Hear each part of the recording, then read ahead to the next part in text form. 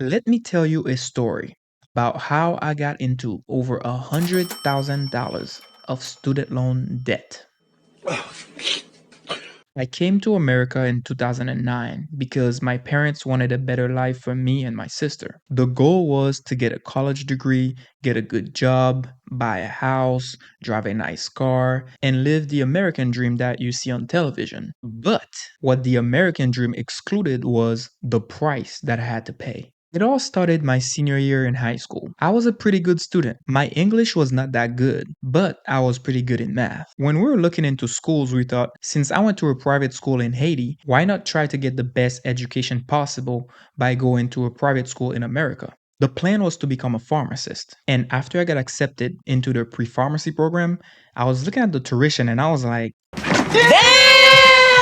but we decided since I'm going to be a pharmacist and pharmacists make really good money, I should just take student loans like everybody else. So throughout my 4 years in college, I was picking up those student loans like little breadcrumbs on the road. And of course, the loan companies were very pleased with that because what a perfect target. An immigrant was willing to take 12% loans. Let's get them. In a settlement, Navient is permanently banned from servicing federal student loans and must pay $120 million in penalties and borrower relief. For a kid who was pretty good in math, I really did not calculate this very well. After I graduated with a biology slash pre-pharmacy degree, I ended up with about $60,000 of student loan debt.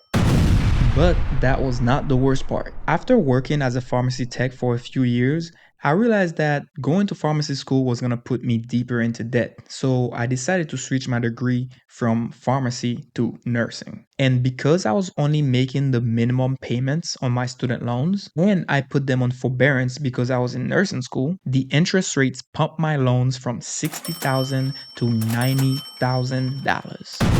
I felt like I was financially violated. Just making the minimum payments for the next 20 years would cost me over $435,000. So for a while, I was very depressed. I barely spoke to my parents. I went through my quarter life crisis. And one day, I was home alone thinking, you spent 16 years in Haiti and you're gonna let $100,000 put you down? Psych! I want revenge. So my wife and I sat down and we looked up how do white people get out of debt? And we consumed every Dave Ramsey and Caleb Hammer video and we were like, oh, we're not the only ones. So I made a phone call to Y Refi.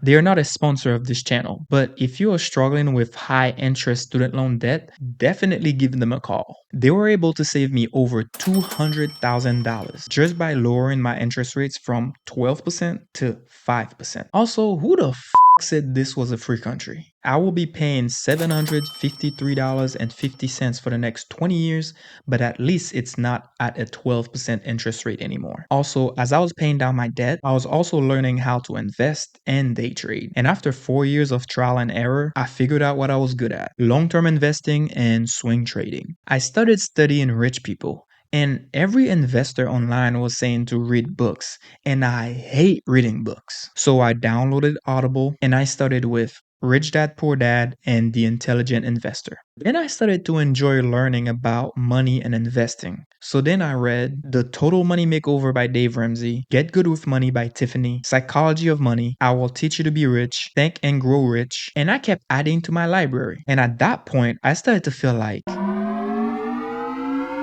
I've also been investing in crypto for the past 4 years, but I never really understood cryptocurrency until I heard the CEO of BlackRock said, I studied it. so I tried to study it too. And now I want to thank the United States education system for not teaching me about finance. Because if they did not put me into debt, I would have never went out of my way to learn all this. Everything I needed to know was right in front of me.